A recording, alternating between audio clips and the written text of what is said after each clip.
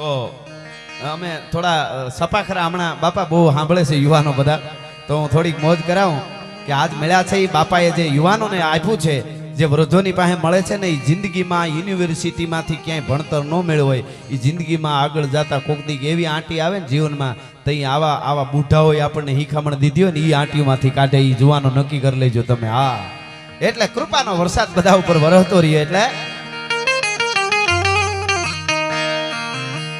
ચડ્યા ઘસાટી વાદળના કાળા દોબળા ગંબારે જોકે દજ ગોતો રાતી માથે ભૂતેરા દારાર જાતો ઝીંગોરા મોરલા માથે વાહરી મંડાણી જડી હેક ધારા મેઘ રાજા મંડાણા.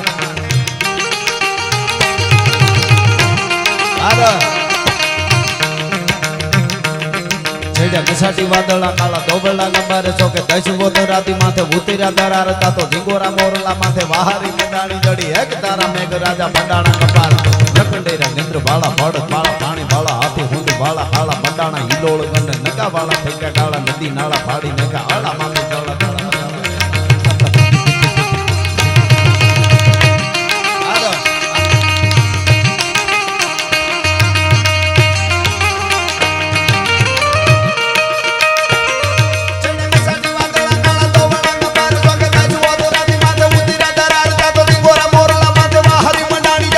ધારા મેઘ રાજા એક ધારા મેઘ હાડો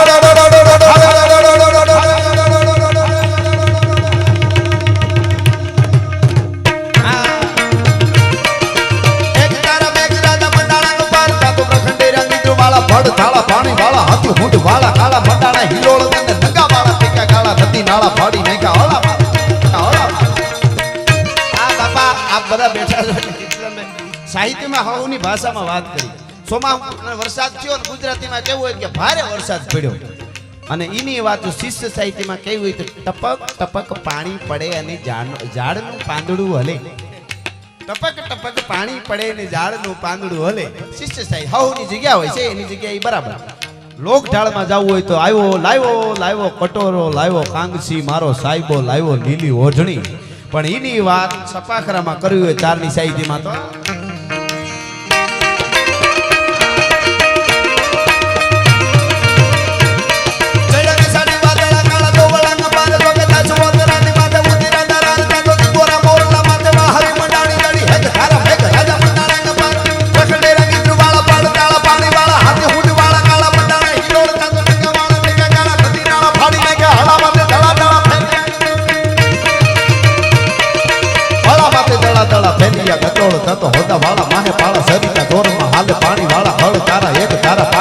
લોઢરા ભૂગવા જાણે કીચડા ચકોળા રાજા રંગ ચોળા પટોળા.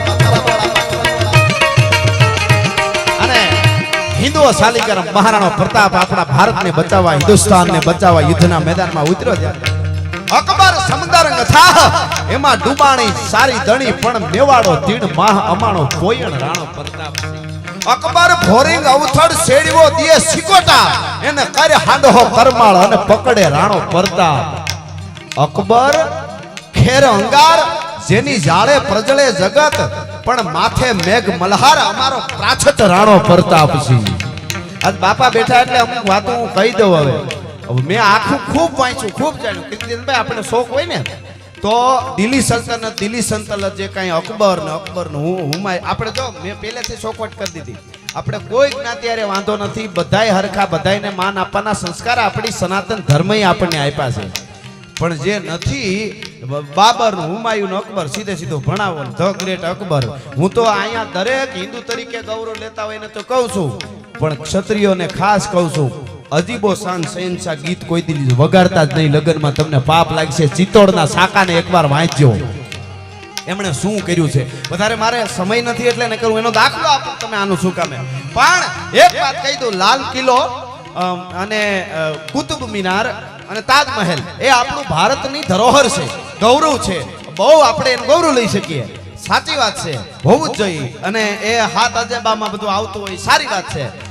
પણ બાપા એકલા રાણા કુંભાએ 32 દુર્ગ બનાવ્યા હતા, 32 કિલ્લા બનાવ્યા હતા. કોઈ શાસકે દુનિયામાં બન્યા હોય તો કેજો મને.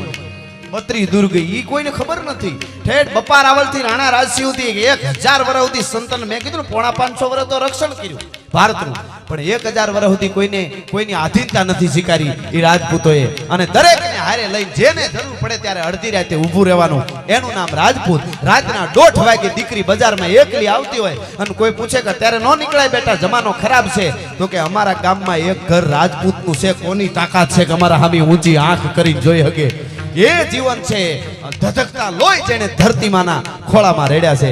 ટૂંકમાં ઈ મહારાણા પ્રતાપને એટલે મારે કોઈ યારે વિરોધ પણ એક છે, અકબર બાબર હુમાયુન અકબર જે મહાન છે એમાં થોડા અમારાને રહેવા દો તો સારું છે, કારણ કે અમે વાંચીને કહીએ છીએ. અને મેં હમણાં હું 3-4 મહિનાથી આ વાત કરું છું.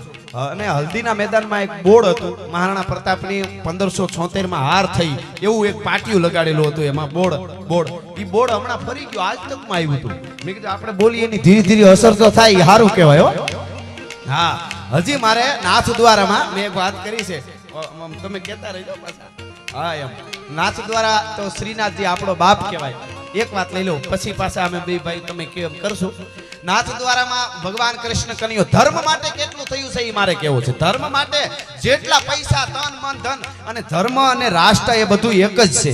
રાષ્ટ્ર બચાવવું. બીજું અમે ઘણી વખત અમે કહેતા હોય કે આ દેશને પાકિસ્તાનને આમ કરી નાખવું, ચાઇનાને આમ કરી નાખવું, કરી જ નાખશું આપણે, પણ એ આપણા સેનાના યુવાનો સરહદ માથે ઊભા, એને એ કરવાનું. આપણે માલધારી હોય તો પશુપાલનમાં 18 કલાક કામ કરવું, ખેડૂત હોય તો ખેતરમાં કરવું, કલેક્ટર હોય તો એને કરવું, રાજકારણમાં હોય તો એને કરવું, હું તારલું વારકું બાર, એ બધાય 18 કલાક વળગી પડે ને ચીન ને પાકિસ્તાન ગોત્યાય ન જડે. આ તરવારો આપણી સાચી છે. હા, અને દરેક જ્ઞાતિને જ્ઞાતિ ગૌરવ જરૂર હોવું જોઈએ, પણ એક જ્ઞાતિનો યુવાન અવાજ કરે અને 18 વર્ણ ઉભારી એને જ્ઞાતિ ગૌરવ કહેવાય ભલા માણસ. એટલે નાથ દ્વારામાં જે શ્રીનાથજીની મૂર્તિ ભગવાન કૃષ્ણ કનૈયો જે બેઠા છે એની એક નાનકડી વાત મને આમ જોયું ત્યારે એમ થયું કે ઓહ, ધર્મ માટે આટલું બધું થયું છે. ઔરંગઝેબે હુકમ કર્યો તો કે આ મૂર્તિને તોડી નાખો, એનો ભગવાન ચમત્કાર બતાવે તો ભલે, નકર આ મૂર્તિને તમે તોડી નાખો. એ આખો હુકમ થયો તો એને. અને ઈ મૂર્તિ લઈને પૂંજારીઓ ગોવર્ધન પર્વત મથુરામાંથી ભાગતા કોણ હંગરે વાહે કાળ જેવી જડબા ફાડતી પીઠ મરણ મેવાડા અને પીઠિયા આવે પાણી ખૂંદતું. આફ્રિકાના જંગલમાંથી નીકળેલો ડેકારી નામનો અજગર શિકારને ભરડામાં લઈ ઔરંગઝેબની સેના ભરડામાં લેવા આવતી હતી, કોઈ ઊભું ન થયું. અને પૂંજારીઓ છેલ્લે મેવાડની ધરતીમાં રાણા રાજસિંહની પાસે આવ્યા અને રાણા રાજસિંહ ને એટલું કીધું, અગર कृष्ण की मूर्ति को कुछ भी हुआ, खरोच भी हुई, तो हम सब आत्महत्या करके मर जाएंगे. અને તેથી રાણા રાજસિંહ બોલ્યો છે એને આપણે હાવ ભૂલી જઈએ તો કોઈ દી આપણે આગળ આવી નહીં. વાત પાકી ધરતીથી નિશાસા નાખે કે આ મૂર્તિ કો ये मूर्ति को बचा लो, कृष्ण को बचा लो, ठाकुर जी को बचा लो, श्रीनाथ जी को बचा लो, तो श्रीनाथ जी हमको बचाएंगे. અને રાણા રાજસિંહ ઊભો થયો અને એણે કીધું કે જબ તક મેરે 1 લાખ રાજપૂતों के सर नहीं कट जाते तब तक ये मूर्ति को कुछ भी नहीं होगा. તમે વિચાર તો કરો. અને મેવાડ ને મારવાડ ટૂંકમાં વાર્તા નથી કરતો, હું ખાલી જાણકારી આપું છું. વાર્તા તો જબરજસ્ત થાય. એક જગ્યાએ મારો પ્રોગ્રામ હતો, બગડા સટી બોલાવી 10 મિનિટ તો શેઠ ઊભા થઈ ગયા, પરસેવે રેપજે. મેં કીધું કેમ શેઠ મજા ન હોય? મને કે એકચ્યુઅલી આવડો અવાજ ન સાંભળ્યો હોય, મારું બીપી વધી ગયું કે પોચું બોલો. હવે આમાં પોચું ક્યાં છે? કીર્તિભાઈ ફુકારો ખાય તો હાર્યું સાતીઓ હલી જાય અમુકની. હા, બેહવા મળે, દબાણ થવા મળે સાતીમાં. એટલે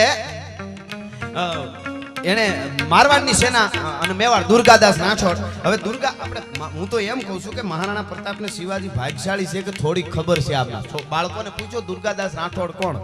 જે દુર્ગાદાસ રાઠોડનું ચિત્ર રાણા રાજસિંહ અને દુર્ગાદાસ રાઠોડ અને શિવાજી એનું ચિત્ર ઔરંગઝેબને બતાવવામાં આવ્યું હતું.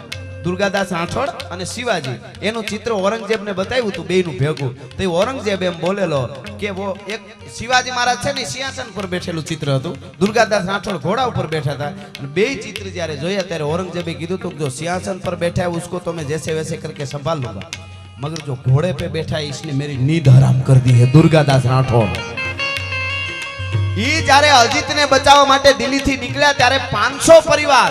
હવે કોઈને લાગે કે તમે ઇતિહાસનો જૂની હું લઈને બેઠા છો તો અમારે મૂળ આગળ વધવું નથી, કહી દઈશ અમારે 21મી સદીમાં જવું જ નથી, પણ અમારે આ જોઈ છે.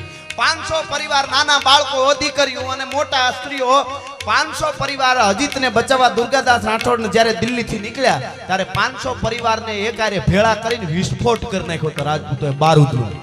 કારણ કે તો જ આ 500 જણા પછી લડીએ કે આખા પરિવારને દારૂ ગોળોથી પોતે હાથે ફૂંકી દીધા. ઈ તમે વિચાર તો કરો. અને આખો પરિવાર ઉડાડી અને પછી અજીતને લઈ દીધી. ઈ વાર્તા તો બહુ જબરી છે, મારે નથી કહેવી, પણ એ યુદ્ધમાં 50,000 રાજપૂતો કપાણા હતા. 50,000 કૃષ્ણને બચાવવા શ્રીનાથજીની જે આ મૂર્તિ છે ને, અને રાણા રાજસિંહ એની પ્રતિષ્ઠા કરી હતી એ વખતે.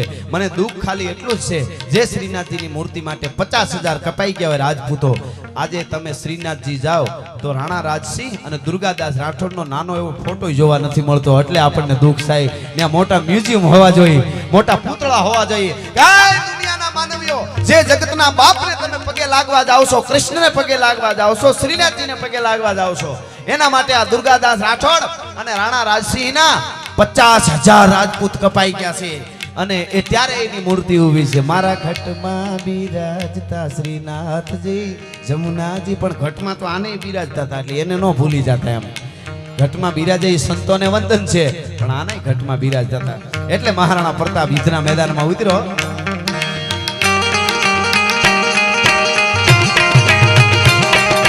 હલ્દી મેદાન માથે યવ લોની ફોજ સામે વર વાને હાલ્યા શાહી મોગ લોની ફોજ માથે એકલો તાટિકો રાણો અટિકો એકતા વિના તોપુના મંડાણ માંડ્યા રાજપૂતી ફોજ માથે તોપુના મંડાણ માંડ્યા રાજપૂતી ફોજ માથે તોય લડ્યા નર બંકા મહાદેવ નામ ધારી મહાદેવ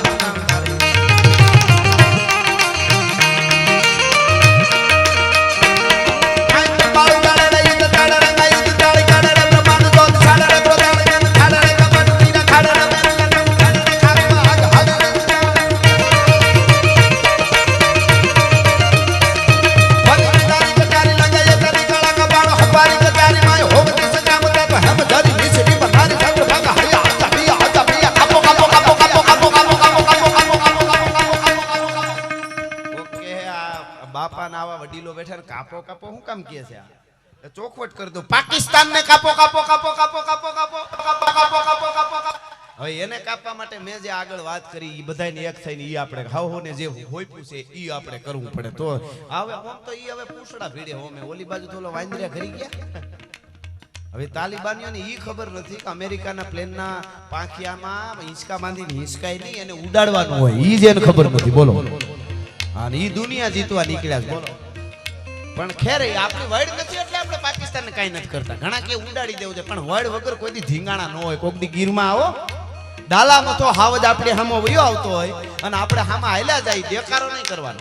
ધીમા ધીમા ધીમા ધીમા વયા જાય અને આવતો હોય.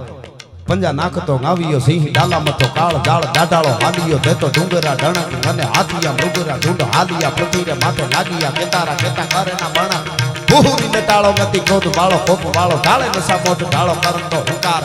એ હાવજ આવતો હોય અને આપણે આમ હાલ્યા જાય ધીરા ધીરા, કોઈ પ્રકારના ખોટા દેકારા કર્યા વગર, તો એ હાવજ આમ જોવે આમ જોવે આમ જોવે, પછી પૂંછડાને વળ દે, ઝાડવા આમ કરે ને પછી તરી જાય. શું કામ ખબર? એ એમ કે આપણો માણસ છે, આપણી વડે જ નથી. એના આમાં કઈ ડગલા થોડા માંડવાના હોય, એને પાસે શીખવા જેવું છે. હા, એટલે એ આપણી વડ નથી, પણ આ બધું આપણે એના માટે લડવા માટે બધું કરવું પડે. એટલે આમાં અમને તો ખૂબ મોજ આવે છે.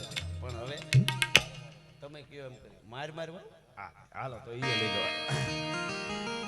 હાંધા તોડિયા પાંજરા વાળા હાંક લેતી બાગ છૂટા પાંગ બોલે ગામ રામા થિયા હાગ બાગ ગન જૂટા થી જમુ જાળા પછતા પેનાગ જાણે જૂટા નાગ માન તેના પુતા જમ તાગ જાળા ફાળા પેગ વાળા પલ્લે કાળા બેર જાયગા પાડ વાળા રેગા કાળા રગતાળા પૂર નન ફોજાળા ઉડેલા માહે વાદળા નોર ખાડ પાડ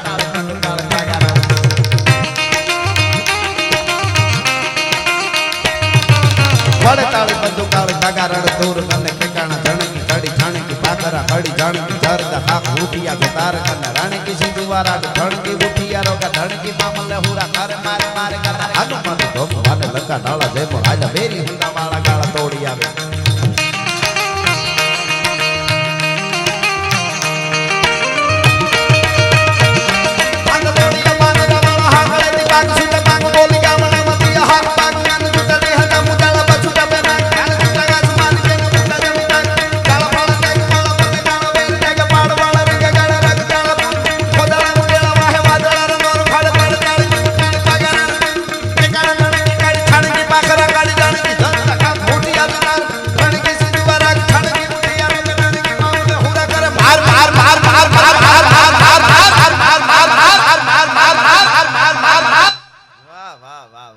મારવાનું કોને કીધું ખબર? આ બાપા હમણાં કહેતા હતા ઈર્ષા ને અહમ ને આળહ ને એને બધાને મારવાનું છે. એટલે એ બધું મરી જાય ને એટલે તો આપણે જીવી જાય. એવું છે આ ઘણું બધું છે પણ આપણે સમય પ્રમાણે